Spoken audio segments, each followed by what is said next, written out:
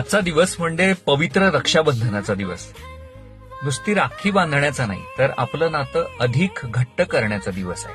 भावा बहिणीचं नातं फक्त रक्ताचं नसतं, तर प्रेमाचं, विश्वासाचं आणि निस्सीम आधाराचं असतं. या नात्यामध्ये कुठलेही गैरसमज किंवा संपत्तीचा वाद किंवा पैशामुळे होणारे वाद, हे सगळे वाद येऊच नये ह्यासाठी प्रयत्न करायला हवा. आपल्याला सगळंच माहिती आहे की आयुष्य खूप छोटं आहे, क्षणभंगूर आहे.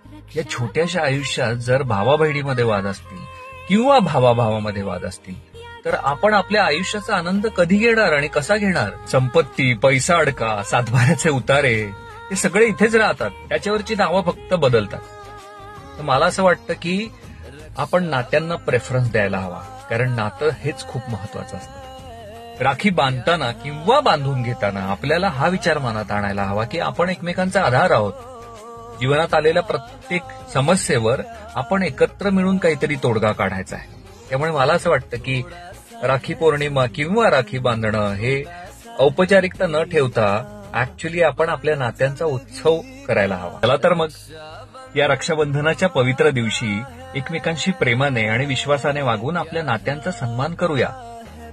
कारण जीवनात फक्त नाती आणि प्रेम एवढंच मौल्यवान असतं, बाकी सगळं क्षणिक आहे.